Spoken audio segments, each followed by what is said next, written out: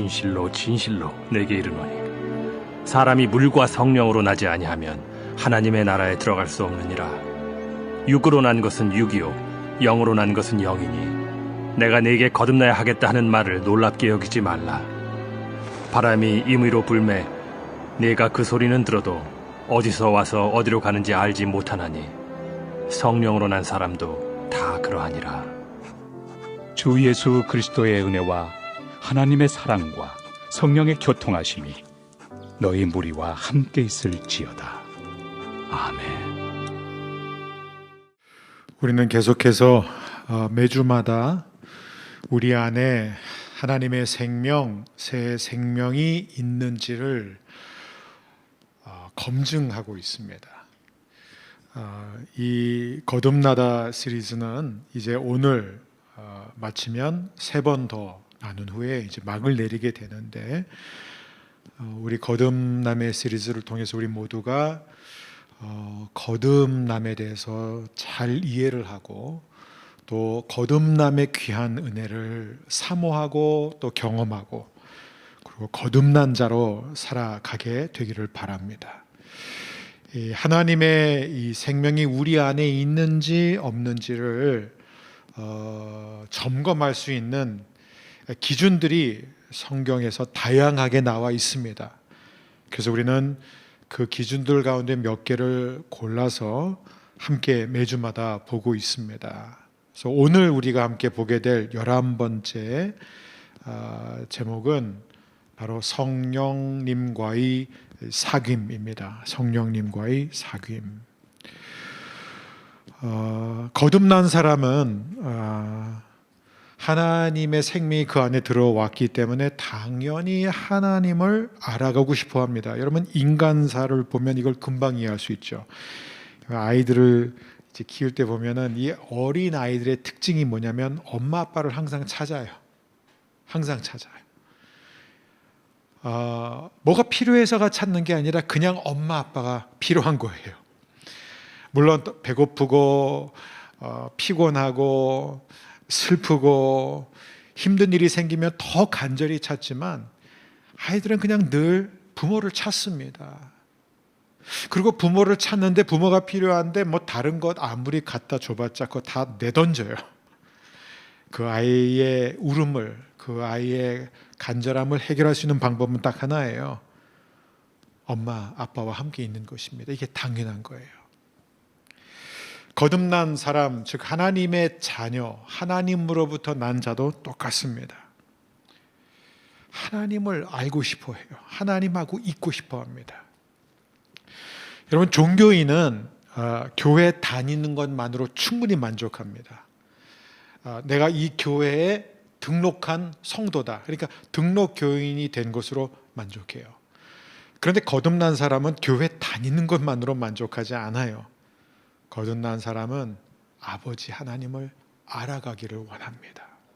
왜냐하면 그 안에는 하나님을 향한 정말 그 친밀함의 갈망이 있기 때문에 하나님과 가까워지고 싶어요. 근데 우리가 하나님 하면은 우리가 보통 이제 아버지 하나님을 많이 얘기하고 또 예수님 하면은 우리가 성부, 성자 이 두 하나님에 대해서는 우리가 익숙합니다. 아버지 하나님, 예수님, 그죠? 근데 이제 우리가 특별히 뭐 성령님에 대해서 배우자 성령 시리즈를 하지 않으면 우리가 성령 하나님에 대해서는 그렇게 익숙하지 않을 수 있는데, 여러분, 거듭남을 이해하는 데 있어서 가장 중요한 게 바로 성령의 역사예요. 그러니까 성령 하나님께서 거듭남에 있어서 아주 중요한 핵심적인 역할을 하십니다. 그리고 여러분, 신앙이라는 게요, 성부, 성자, 성령 하나님을 각각 알아가는 게 신앙이에요. 그래서 우리는 오늘 특별히 예수님과 이 니고데모의 대화를 토대로 우리가 매주마다 이 거듭남에 대해서 배우고 있는데, 이 대화를 다시 한번 보면 성령의 역할이 어떤 것인지 우리는 보게 됩니다. 요한복음 3장 5절, 예수께서 대답하시되 진실로 진실로 내게 이르노니 사람이 물과 성령으로 나지 아니하면 하나님의 나라에 들어갈 수 없느니라. 육으로 난 것은 육이요 영으로 난 것은 영이니 내가 내게 거듭나야 하겠다 하는 말을 놀라게 여기지 말라. 바람이 임의로 불매 내가 그 소리는 들어도 어디서 와서 어디로 가는지 알지 못하나니 성령으로 난 사람도 다 그러하니라. 자, 그럼 뭐예요? 우리가 거듭남에 대해서 가장 먼저 배우는 것은 거듭난 사람은 성령으로 난 사람이에요. 그게 거듭난 사람입니다. 성령으로 났기 때문에 당연히 성령 하나님을 알아가기를 원합니다. 너무나 당연한 거예요. 자, 그런데 이 성령 하나님을 알아가는 데 있어서 우리가 성령님의 이 주 역할이 무엇이냐를 잘 보여주는 성경 구절이 있는데, 여러분, 우리는 예배를 드릴 때마다 그 구절을 듣게 돼요. 주일 예배 마칠 때 항상 그 구절이 선포되는 것을 우리는 듣습니다. 그게 바로 고린도후서 13장 13절이에요. 우리 이 부분 함께 같이 읽으면 좋을 것 같아요. 주 예수 그리스도의 은혜와 하나님의 사랑과 성령의 교통하심이 너희 무리와 함께 있을지어다. 이게 얼마나 중요하냐면 이걸 매 예배 때마다 축도를 합니다. 자, 아버지의 사랑, 하나님의 사랑, 예수님의 은혜, 그 다음에 세 번째가 성령의 교통하심이에요.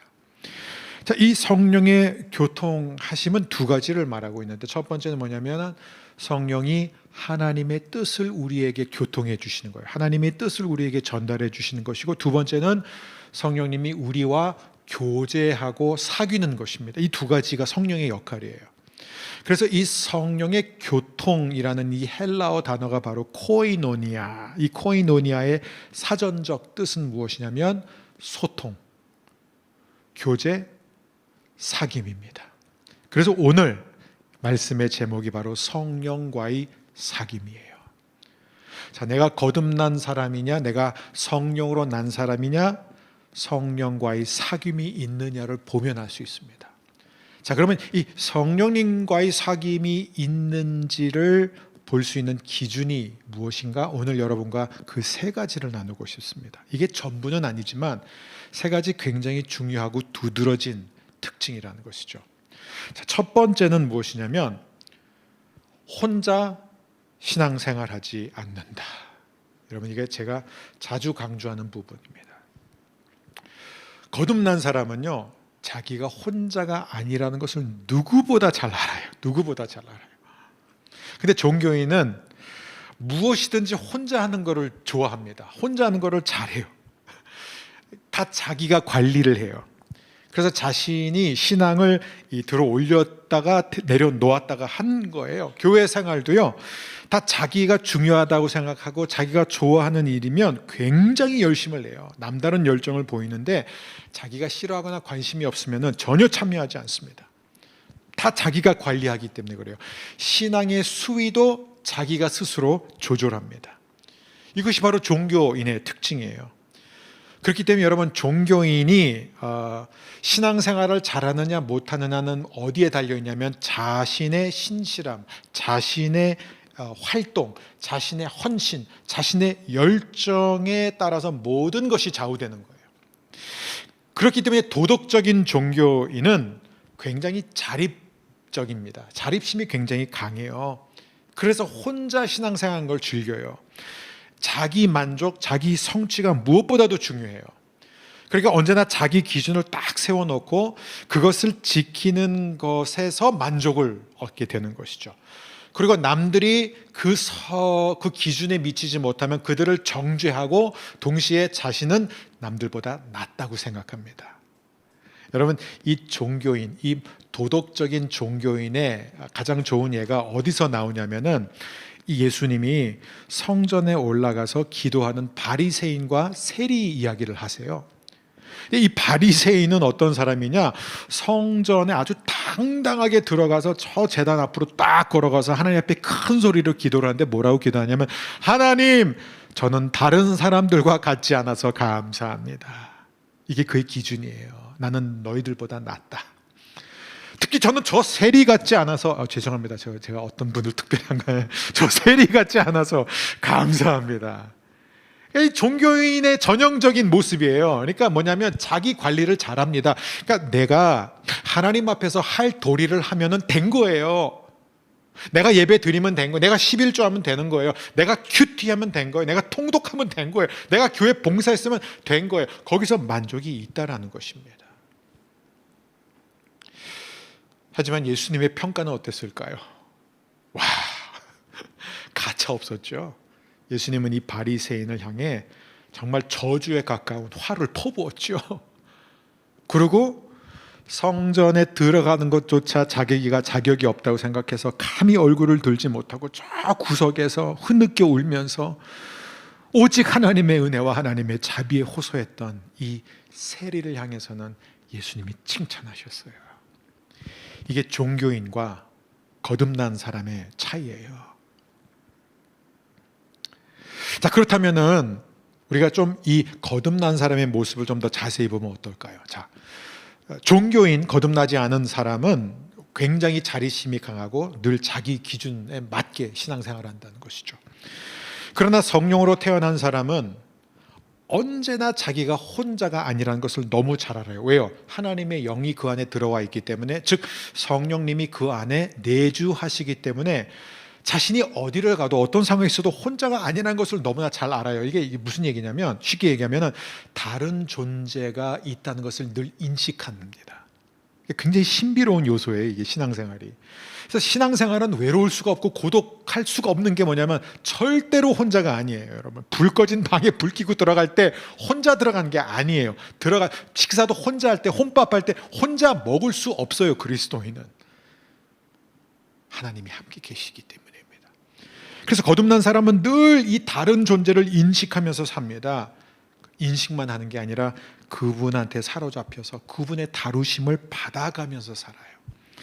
그렇기 때문에 우리가 성경을 보게 되면은 바로 이 성령님과 우리의 이 소통 관계, 이 사귐의 성격을 보여주는 구절들이 많이 등장해요. 특별히 사도행전을 보게 되면 와 할 정도로 정말 성령님이 매장마다 이제 들어오시는데, 근데 특별히 저는 여러분과 오늘 두 가지 좀 그 특징을 봤으면 좋겠는데, 첫 번째는 사도행전 7장에 나와 있는 성령을 거스르는도다라는 이 표현하고, 두 번째는 에베소서 4장에 등장하게 되는 성령을 근심하게 하지 말라. 뭐 이외에도 굉장히 많아요. 근데 두 가지만 생각했으면 좋겠어요. 자, 성령을 거스르다, 성령을 근심하게 하다.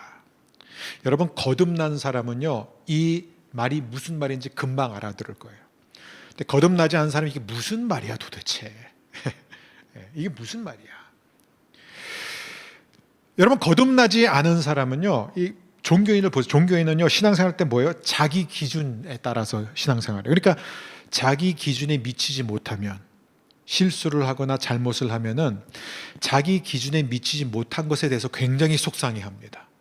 그리고 자기 자신한테 짜증내요. 때로는 다른 사람한테도 짜증내요. 그러니까 자기 체면이 깎였다고 생각하는 거예요. 그러니까 뭐든지 자기 기준에 따라서 판단을 내리기 때문에 실수를 하거나 자기 기준에 미치지 못하면요, 더 잘해야겠다고 다짐하게 됩니다. 내 이러면 안 돼. 내가 기도 더 열심히 해야지. 내가 큐티도 더 열심히 해야지. 내가 예배도 더 열심히 드려야지. 이렇게 자꾸 자기 기준으로 자기가 결단을 내려요. 내가 더 노력하면 된다. 이게 종교인이에요.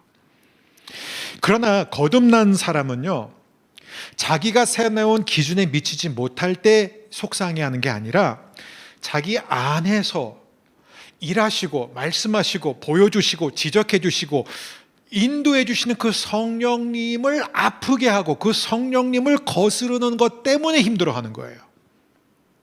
이게 차이점이라는 거예요. 이게 내가 잘못했을 때 그 잘못 때문에 오는 어떤 결과나 속상함 때문에 힘들어하는 게 아니라, 내가 잘못했을 때 그 잘못으로 인해서 내가 하나님을 아프게 한 것, 내 안에 계신 그 성령님에게 상처를 입힌 것, 그게 그에게 가장 큰 아픔이에요. 이게 차이점입니다. 그래서 그리스도인은 넘어지거나 실패하거나 죄를 지을 때마다 성령이 아파하시고 성령이 상처를 입으신 것을 금방 인식을 하게 돼요. 그래서 성령님은 우리 안에서 말할 수 없는 탄식으로 우리를 위해서 기도하신다는 게 무슨 뜻인지 아는 거예요. 너무 하나님께 죄송한 거예요. 여러분, 그래서요, 그리스도인, 거듭난 사람이 죄를 짓잖아요. 그러면 가장 먼저 드리는 기도가 뭐냐면, 기도의 핵심이 뭐냐면, 성령이여 나에게 다시 돌아와 달라는 거예요. 이 기도는 빠질 수가 없어요. 왜냐하면 알아요. 성령님이 자신을 떠나면, 자신을 멀리하면 자신이 어떻게 되는지 너무나 잘 알기 때문에, 여러분 구약에 보면 그 대표적인 기도가 바로 다윗의 기도예요. 다윗은 이 밧세바와의 죄가 드러났을 때 하나님 앞에 철저하게 이제 회개를 하면서 그 기도의 핵심이 바로 시편 51편에 나와 있는데 10절을 보게 되면, 하나님이여 내 속에 정한 마음을 창조하시고 내 안에 정직한 영을 새롭게 하소서. 나를 주 앞에서 쫓아내지 마시며 주의 성령을 내게서 거두지 마소서. 이게 다윗의 가장 큰 갈망이었어요. 주님의 성령을 내게서 거두지 마소서. 저 여러분 안에 이 갈망이 있기를 바랍니다. 이게 다른 말로 하면 성령 충만이에요. 성령 충만을 구하는 거예요. 여러분, 모든 성도들, 거듭난 사람들의 공통점이 뭐냐면은 이상하게 삶의 어딘가가 이제 어그러지는 거예요. 근데 그게 꼭 죄 때문에 그런 건 아니에요. 우리가 죄를 짓지 않았는데도 굉장히 겉으로 보면은 평소대로 잘 살 때도요, 예를 들어서 내가 지금 예배도 안 빠지고 열심히 드리고 있어요, 성경도 다 읽고 있어요, 기도도 하고 있어요, 뭐 교회에서 봉사도 하고 있어요, 그리고 나는 죄를 짓지 않고 이렇게 유혹에 빠지지 않고 해서 나름대로 굉장히 노력하고 있는 거예요. 그러니까 뭐냐면 겉으로 보면 정상적이에요. 그냥 평소와 같아요. 근데 막 너무 마음이 답답하고 막 너무 마음이 슬픈 거예요. 그럴 때 당신은 왜 이렇게 힘들어하느냐, 왜 이렇게 침체되어 있느냐 하면 대답은 항상 똑같은 거예요. 제가 지금 너무 메말라 있습니다. 저는 성령님이 저와 함께 하심을 느끼지 못합니다. 이게 그리스도인의 가장 큰 두려움이에요. 하나님의 영이 나와 함께하지 않는다는 그 생각이 들게 되면요, 여러분, 성령의 교통하심이 끊어진다. 내가 성령님과 멀어진다. 내 안에 하나님이 더 이상 말씀하시는 것을 느끼지 못한다. 하나님이 내 삶에 개입하시는 것을 나는 더 이상 느끼지 못한다. 여러분, 그것만큼 불안하고 슬프고 답답하고 좌절스러운 게 없다는 것입니다. 그리스도인은 잠시라도 성령의 임재, 성령님과의 교통이 끊어지면은 근심하고 염려하고 힘들어하는 존재예요. 그게 우리입니다. 자, 두 번째입니다.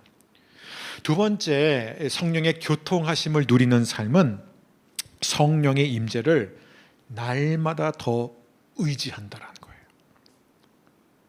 종교인은 교회를 오래 다니면 오래 다닐수록 자립심이 생겨요. 점점 더 자기의가 생깁니다. 그런데 이 거듭난 사람의 특징은 무엇이냐면, 신앙생활을 하면 할수록 자기가 얼마나 약하고 스스로 아무것도 할 수 없는 존재라는 것을 깨달음과 동시에 하나님을 매 순간 의지하게 돼요. 그리고 성령님을 의지하는, 성령의 도움을 받는 방법을 배워가게 됩니다. 이게 바로 거듭나지 않은 종교인과 그리스도인의 차이점이에요. 그리스도인의 삶은, 그래서 우리가 정확하게 표현하면 이거예요. 성령 안에서 사는 삶이에요. 크리스찬이란 누구냐? 성령 안에서 살아가는 사람이다. 성령 없이는 아무것도 할 수 없는 사람이에요.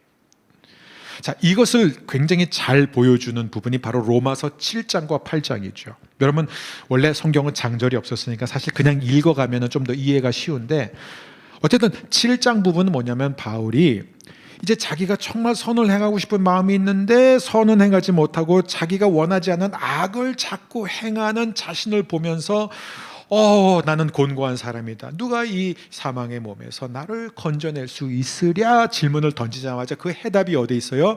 로마서 8장 2절입니다. 이는 그리스도 예수 안에 있는 생명의 성령의 법이 죄와 사망의 법에서 너를 해방하였음이라. 이게 해답이에요. 그 안에 계신 성령이 죄와 사망의 모든 법에서 자신을 해방시키셨다. 그래서 9절에 보게 되면은 그는 이렇게 말합니다. 만일 너희 속에 하나님의 영이 거하시면 너희가 육신에 있지 아니하고 영에 있나니 누구든지 그리스도의 영이 없으면 그리스도의 사람이 아니라. 무슨 얘기예요? 그리스도인은 성령 안에서 사는 사람이다, 얘기예요. 자, 그러면 우리가 성령 안에 머물고 있는지를 어떻게 알 수 있느냐? 크게 세 가지를 보면 바로 알 수 있습니다. 첫 번째는 예배예요, 예배. 자, 예배를 드렸느냐 안 드렸느냐, 그게 중요한 게 아니에요. 물론 그거 중요하죠. 예배를 안 드리면 안 되죠. 그런데 종교인은 자신이 예배를 드리면 그거 하나만으로 만족해. 나 예배 드렸어, 나 큐티 했어, 이렇게 돼요. 그런데 중요한 건 뭐냐면은 성령 안에서 드리는 예배예요. 성령으로 드리는 예배입니다. 자, 육신으로 드리는 예배가 있고 성령으로 드리는 예배가 있어요. 자, 육신으로 드리는 예배는 바로 종교인의 예배입니다. 여러분, 종교인이 어떤 예배를 좋아하는 줄 아세요? 예배의 형식을 철저하게 따르는 예배를 좋아합니다. 그래서요, 예배 절차, 예배 형식이 너무 중요해요. 형식 없는 예배는 질색입니다. 되게 싫어해요. 그런데 거듭난 사람, 성령으로 난 사람은요, 예배를 드릴 때 예배 형식에 매이지 않아요. 예배 절차, 그거 중요하지 않아요. 왜냐하면 여러분, 모든 절차나 모든 형식은 다 공허할 수 있어요. 무의미할 수 있어요. 그 자체로 우리가 하나님을 만나게 하지 않습니다. 예배에서 핵심은 뭐냐면 영적인 요소예요. 내가 이 예배 가운데 인격이신 하나님과 만남이 있었느냐, 거기에 모든 초점이 가 있다는 거예요.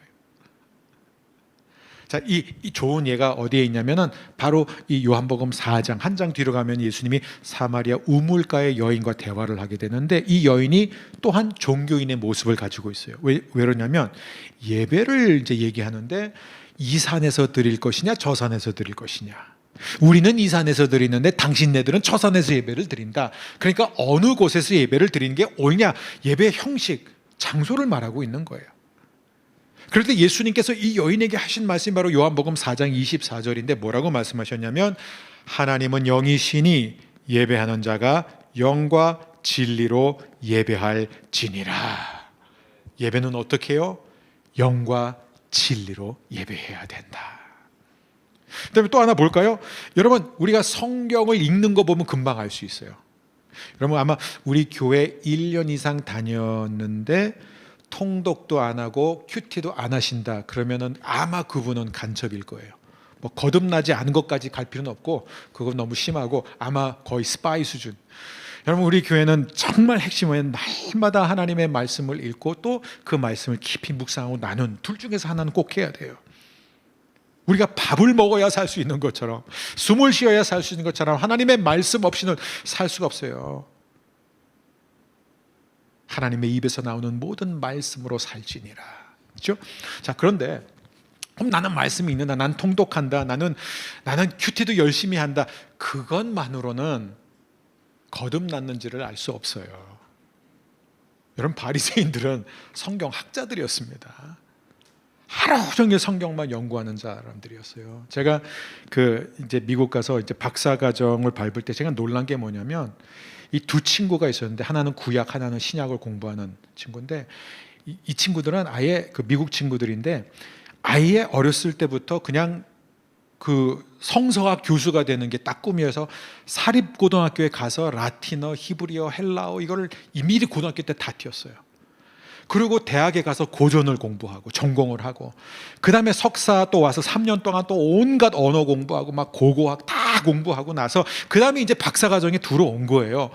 그런데 정말 신기한 게 뭐냐면, 이 사람 한 친구는 막 바울 신학에 완전히 빠져가지고 늘 바울에 관한 막 편지들을 읽고 막 바울에 관한 페이퍼를 쓰고, 자기는 남들 다 잠자는 시간에 그냥 그 밤중에 깨어가지고 막 성경을 읽으면서 사전 찾아가고 원어의 뜻을 알아가면서 문법과 해석법을 발견할 때마다 너무 행복하대요. 근데 무신론자예요. 구약을 공부하는 그 친구도 하나님을 인정 안 해요. 하나님의 존재 자체를 부정해요. 근데 뭐예요? 성경이 재밌어요. 이거 가능하다라는 거예요. 여러분, 거듭나지 않은 사람도 얼마든지 성경에 빠질 수 있어요. 장시간 집중해서 읽을 수 있어요. 그것으로 거듭났는지를 알 수 있는 게 아니에요. 왜냐하면 여러분, 성경은 문자가 아니잖아요. 성경은 영이에요. 내가 너에게 이른 것은 영이요 생명이다. 성경은 문장을 이해하고 단어를 이해하는 것도 중요하지만 그게 전부가 아니라, 성경에서 가장 중요한 것은 메시지를 이해하는 거예요. 즉 하나님의 음성을 들을 수 있어야 돼요. 나에게 건너오는 말씀, 즉 성경이 나에게 말을 건다는 거예요. 여러분, 이게 하나님의 말씀을 늘 읽고 늘 대하는 설교자인 저에게 있어서 굉장히 중요한 부분입니다. 저는 하나님의 말씀을 이미 알고 있는 말씀, 이미 설교했던 말씀을 다시 묵상하게 되면요, 이게 굉장히 기대가 되는 게 뭐냐면, 성령께서는 새로운 것을 또 보여주시기 때문에, 그리고 새로운 것이 아니더라도 저한테는 굉장히 새롭게 다가온다는 거예요. 너무나 잘 알고 너무나 익숙한 말씀인데도 그 말씀에 깨달아지는 순간 남들은 몰라도 저는 너무 기뻐요. 희열을 느끼는 거예요. 그러면서 갑자기 이 말씀 때문에 다른 말씀들까지 다 이해가 되기 시작하는 거예요. 말씀 때문에 살아나는 거예요. 여러분, 안 그러면요, 저도 이제 설교를 하고 목회를 이제 신학교를 들어가고 이제 설교를 이제 한지 거의 30년이 돼 가는데 미천이 드러날 때가 됐어요, 이제는. 그죠? 만약에 저의 재능과 제가 배운 것으로 한다면 한계가 있어요. 그렇죠? 언젠가 이게 다 무르게 돼 있어요. 언젠가는 다 실증이 나요. 언젠가는 지쳐요. 아유, 또 해야 돼. 무겁게 느껴져요. 근데 여러분, 저는 정말 하나님의 말씀을 준비하는 시간이 되면요, 굉장히 가슴이 설레요. 지금도 정말 빨리빨리, 이게 문제, 빨리가 문제인데 막 빨리 가서 하나님의 음성, 하나님 오늘 날 뭘 보여주실까, 뭘 가르쳐 주실까, 뭐를 깨달을 수 있을까, 그걸 굉장히 기대하는 마음으로 간다는 거예요. 하나님의 음성을 듣기까지 오래 기다려야 되지만 여러분, 내 설교자뿐만 아니라 모두에게 해당이 돼요. 여러분, 하나님의 말씀을 읽을 때 그 말씀이 정말 영이요 생명이요, 나에게 감동을 주고 그 말씀이 나에게 말을 걸어오느냐 이거예요. 저는 여러분이 말씀을 읽을 때마다 여러분이 말씀으로 살아나게 되기를 주의 이름으로 축원합니다. 기도도 똑같습니다. 기도 생활하는 거 보면 딱 봐요. 근데 어떤 분은 정말 철저하게 기도해. 딱 그 시간에 기도해요. 하루에 3번 기도해요. 근데 항상 그분이 기도해요. 그냥 자기가 기도하고 끝나요. 되게 힘들어요. 저는 그런 분을 가까이서 본 적이 있어요. 근데 기도 시간만 되면 그렇게 막 무거운 마음으로 들어가서 기도해요. 자기가 그렇게 기준을 세웠으니까. 그렇게 막 기도하고 나와요. 근데 기도하기 전보다 기도한 후에 더 지쳐 보여요. 그러니까 기도도요, 그냥 자기가 할 말 하는 거예요. 자기가 할 말 있으면 많이 하는 거고 할 말 없으면 별로 안 하는 거예요. 그래서 어떤 분들은 정말 하나님께 예의상 하나님 하고 가만히 있다가 일어나서 가요. 그냥 예의상 그냥 앉아 있는 거예요. 그런데 어떤 사람은요, 기도를 하는데 그 기도가 특별히 세련되지도 않았고 기도가 굉장히 멋있는 문장이 나오지도 않아요. 되게 단순해요. 큰 소리로 하지 않아요. 그 사람이 카리스마도 없어요. 근데 기도하는데요, 달라요. 어떻게 다르냐? 성령님이 그의 기도를 붙들고 있음을 알 수 있어요. 그 기도에 감동이 있다는 거예요. 이게 그냥 사람이 하는 기도가 아니라 하나님의 영이 그를 붙들고 하나님의 영이 그를 통해서 지금 기도를 하고 있다는 것을 우리가 느끼게 된다는 거예요. 그게 바로 성령님이 말할 수 없는 탄식으로 우리를 위하여 우리가 마땅히 빌 바를 알지 못하지만 하나님의 뜻을 따라 기도하는 것이에요. 전 여러분 모두가 성령으로 기도하시게 되기를 주의 이름으로 축복합니다. 그래서 사도 바울은 너희는 무시로 성령 안에서 기도하라 라고 가르치는 거예요. 자, 오늘 그러면 3번째를 보겠습니다. 3번째. 자, 첫 번째 기준은 무엇이냐? 자신이 혼자가 아니라는 것을 알기 때문에 결코 혼자 신앙생활하지 않아요. 두 번째는 무엇이냐? 두 번째는 날마다 더 성령의 임재를 더 갈망하게 돼. 성령님을 더 의지합니다. 그리고 3번째는 무엇이냐? 역시 날마다 더 성령의 개입과 인도하심을 받습니다. 성령의 교통하심의 핵심이 무엇이냐면 하나님의 말씀을 우리에게 전달해 주시는 거예요. 예수님이 요한복음에서 내가 떠나면 진리의 성령이 오시면 내가 너에게 가르쳐 준 모든 것을 기억나게 할 것이다.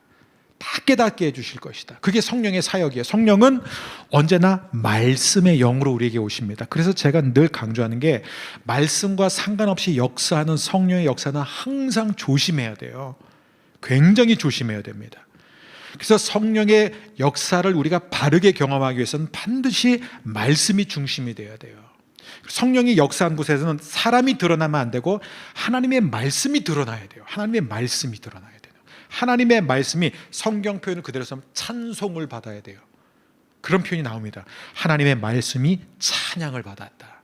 그게 성령의 사역입니다. 인간이 드러나면 안 되는 거예요. 자, 그런데 성령께서 하시는 게 뭐냐면 바로 하나님의 뜻을 우리에게 전달해 주시는 거예요. 그래서 우리가 그 뜻을 깨닫고 그 뜻대로 행할 수 있도록 도와주시는데 그 부분이 바로 빌립보서 2장 13절에서 아주 자세하게 나와 있습니다. 우리 함께 읽겠습니다. 너희 안에서 행하시는 이는 하나님이시니 자기의 기쁘신 뜻을 위하여 너희에게 소원을 두고 행하게 하시나니. 자, 우리 안에서 행하시는 하나님은 성령 하나님을 가리킵니다. 자, 하나님이 우리 안에서 어떻게 하시느냐? 하나님의 기쁘신 뜻을 위하여 우리에게 소원을 두고 행하게 하신다. 이게 성령님이 하신 일이에요. 자, 하나님의 말씀. 자, 근데 이제 여기서 이제 우리 딜레마가 있어요. 우리가 예수를 믿고 거듭난 다음에도요, 우리의 신분은 바뀌지만 우리 안에 죄의 본성은 그대로 있어요. 죽지 않습니다, 여러분. 그죠? 그러니까 이제 그때부터 갈등이 시작되는 거예요. 육체의 소욕과 성령의 소욕이 계속 싸우는 거예요. 그렇죠? 근데 성령님은 어떤 분이냐면 끊임없이 우리에게 말씀해 주시는 분이에요. 그러니까 이제 이게 어디까지 가냐면 성령님이 귀찮아져요. 정말 귀찮아져요. 그러니까 좀 그만 좀 했으면 좋겠는데 내가 지금 너무 하고 싶은 게 있는데 계속 못하게 해요. 내가 정말 하기 싫은 게 있는데 자꾸 하라고 속삭이세요. 그럼 이제 진짜 싫은 거예요. 막 때로는 잠이 안 와요. 막 화가 나요. 그러니까 우리도 인간의 본성을, 죄의 본성이 살아있으니까 때로는 성령님을 무시해요. 우리가 성령님을 거스른다는 거예요. 못 들은 척해요. 들었는데도 무시해요. 그리고 성령을 근심케 합니다. 성령을 슬프게 한다는 것이에요. 그래서 결국 그렇게 한 다음에도 성령님이 포기하지 않고 계속 우리에게 말씀하시니까, 하나님의 뜻을 계속 우리에게 전달해 주시니까 우리가 결국에 가서는 내가 잘못했구나, 내가 어리석었구나, 내가 미련했구나, 그러면서 주님 앞에 나아가 하나님의 마음을 아프게 하고 성령님을 근심하게 한 것에 대해서 회개하는 것입니다. 여러분, 성령님이 우리를 떠나면요, 우리는 절대로 죄를 죄로 볼 수가 없게 돼요.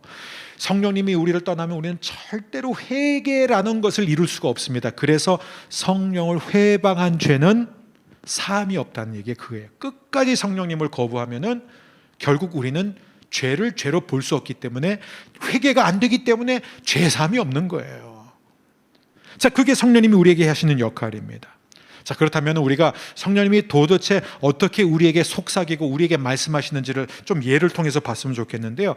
우리 첫 번째 예는 평신도 개인을 어떻게 다루시는지를 한번 보면 좋을 것 같아요. 그게 바로 사도행전 8장입니다. 26절에 보면은 주의 사자가 빌립에게 말하여 이르되 일어나서 남쪽으로 향하여 예루살렘에서 가사로 내려가는 길까지 가라 하니, 또 사도행전 8장 29절에 보면 성령이 빌립더러 이르시되 이 수레로 가까이 나아가라 하시거늘. 자, 지금 빌립이라는 초대교회 7집사 가운데 한 사람이 있습니다. 근데 성령님이 그에게 말씀하세요. 근데 뭐라고 말씀하시냐면 아주 구체적으로 어디서부터 어디로 가라라고 말씀하세요. 거기 갔더니 그 다음에는 수레 앞으로, 어떤 사람 앞으로 가라, 이렇게 말씀하세요. 여러분, 이것은 성령님이 막 굉장히 어렴풋하게, 야, 지금 저 사람이 저기서 가고 있는데 저 사람이 지금 뭘 하고 있는지 모르겠지만 한번 가서 말을 걸어볼까? 혹시나 성령님이 어떤 인도하심이 있지 않을까? 이런 얘기가 아니에요. 지금 감으로 뭐 피리 꽂혀서 하는 그런 게 아니에요. 성령님이 아주 명료하게 지금 빌립에게 얘기를 했고, 빌립은 것을 아주 분명하게 알아들었습니다. 자, 우리가 또 다른 예를 보면 좋을 것 같아요. 또 이번에는 사도행전을 보면 이번엔 개인이 아니라 아예 교회 공동체를 향해 말씀하실 때가 있습니다. 사도행전 13장 1절인데요. 안디옥 교회에 선지자들과 교사들이 있으니, 그러니까 안디옥 교회에 선지자들과 교사들의 무리가 있었어요. 근데 그들이 뭘 하고 있었냐면 주를 섬겨 금식할 때에 성령이 이르시되 내가 불러 시키는 일을 위하여 바나바와 사울을 따로 세우라 하시니, 이번에도 성령님이 말씀하세요. 구체적으로, 야, 너희들, 내가 너에게 지금 시킬 일이 있을 텐데 바나바와 사울을 따로 세워, 이렇게 말씀하셨어요. 그런데 이게 한 개인이 아니라 같이 기도하는 선지자들과 교사들이 다 들었어요. 다 들었어요. 여러분, 성령님은 이렇게 우리에게 구체적으로 말씀해 주시는 분입니다. 여러분, 제 개인적인 삶에 있어서도요, 성령 하나님께서 저한테 굉장히 구체적으로 말씀해 주실 때가 여러 번 있었습니다. 근데 저에게 있어서 정말 가장 인생의 하나의 굉장히 중요한 전환점이 됐었던 게 뭐냐면, 제가 기도할 때가 아니라 양치질을 하고 있었을 때예요. 아침에 일어나서 막 지금 잠이 덜 깬 상태에서 이제 아침에 막 양치질을 하고 있는데 갑자기 전혀 제가 생각하지 않았던, 저는 원래 의대로 가기로 돼 있었는데 갑자기 저한테 성령께서 나라까지 바꿔가면서 주하나 연세대학교 경영학과 가 이러시는 거예요. 그래서 깜짝 놀랐어요. 왜 갑자기 연세대학교가 여기서 왜 나오고, 우리 가족 가운데 연세대학교 나온 사람 아무도 없는데, 그리고 무슨 경영학과야 갑자기. 전 너무 놀랐어요. 그래서 제가 너무 놀라가지고 양치질을 하다가 안방으로 뛰어 들어갔어요. 너무 놀라가지고. 근데 저희 어머니가 더 놀란 표정으로 저한테 다가오시더니 어머니가 야, 너 연세대학교 경영학과 가라신다 이러시는 거예요. 하나님 그렇게 말씀하세요. 때로 얼마나 둔하면 그렇게 말씀하셨겠어요. 여러분 오해하지 마십시오. 뭐 연대 경영학과가 기름 부음 받은 학과야? 그 얘기는 아니에요. 하나님께서 저를 보내신 것이 그것이라는 것이죠. 하나님은 정말 그런데 그걸 듣고도 전 또 의심했어요. 한국에 들어와가지고 준비하는데 이게 또 불안하고 싫은 거예요. 내가 왜 한국에 왔지? 내가 왜 이걸 하지? 하나님 또 말씀하세요. 모르는 사람을 통해서. 그러니까 이게 참 재밌는 거예요. 예. 여러분 바울을 한번 볼까요? 바울 아주 똑똑한 사람이에요. 그죠? 바울은 당대 최고의 지성인인데 거기다가 성령 충만했던 사람이에요. 자, 바울과 그 일행들이 겪은 일을 우리가 한번 보면 되게 좋을 것 같아요. 사도행전 16장입니다. 6절. 성령이 아시아에서 말씀을 전하지 못하게 하시거늘 그들이 부르기아와 갈라디아 땅으로 다녀가 무시아 앞에 이르러 비두니아로 가고자 애쓰되 예수의 영이 허락하지 아니하시는지라. 자, 이게 지금 무슨 일이냐면 바울이 이제 기도한 끝에 아무래도 아시아로 가야 되겠다. 지금 아시아의 복음화가 필요해. 그래서 저는 사실 거기에 대해서 되게 아멘인데 성령님이 어떻게 되냐면은 못 가게 하셨다 이거예요. 못 가게 하셨다. 아시아 사람으로서는 섭섭해요. 근데 어쨌든 못 가게 하셨다. 그러니까 바울과 그 일행이 어디로 방향을 틀었냐면은 부르기아와 갈라디아 땅으로 다녀가 무시아 앞까지 갔어요. 못 가게 하니까. 그러니까 거기까지 갔는데, 그런데 거기에서도 성령님이 또 나타나셔가지고 예수의 영이 허락하지 아니하시는지라 이거예요. 또 허락하지 않은 거예요. 뭐지? 왜 자꾸 하나님이 막으시지? 왜 성령님이 계속 우리에게 금하시지? 해가지고 결국 그들이 어디를 갔냐면은 무시아를 지나서 드로아까지 가게 됩니다. 근데 드로아에 도착했는데 바울과 일행은 여전히 자신들이 왜 드로아에 와 있는지 자체를 몰랐어요. 그날 밤 바울이 환상 가운데 마게도냐 사람이 나타나서 건너와서 우리를 도우라라는 그 환상을 본 다음에 깨달았어요.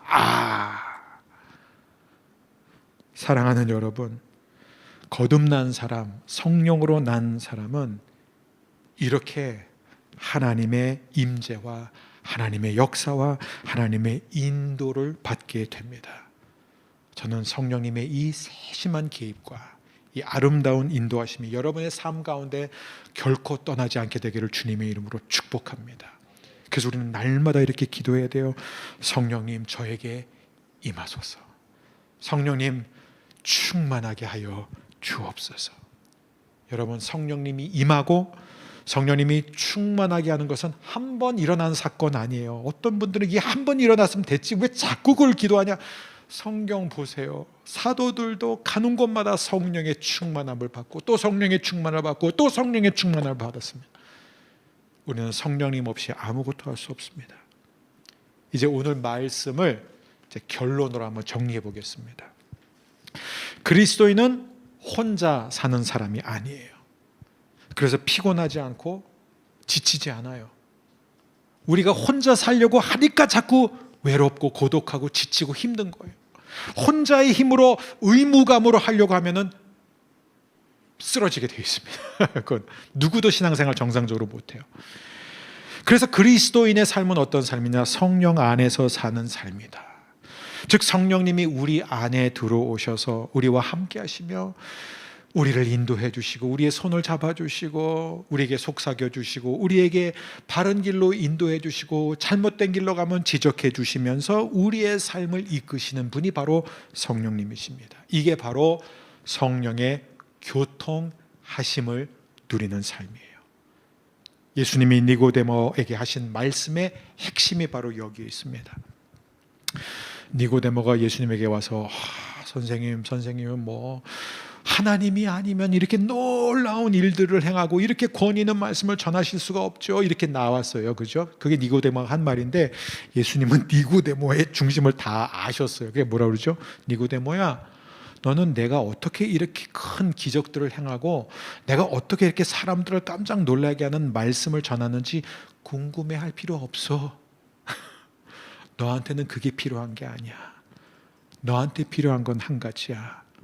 거듭나야 돼. 성령으로 태어나야 돼. 네가 물과 성령으로 나지 않으면 너는 하나님의 나라를 볼 수도 없고 들어갈 수도 없단다. 사랑하는 여러분, 거듭난 사람은 날이 갈수록 더욱 성령님의 임재를 사모하고 그분을 의지하고 그리고 날마다 그분의 충만함을 구하며 인도를 받습니다. 저와 여러분의 삶이 성령 충만한 삶이 되시기를 주의 이름으로 축원합니다.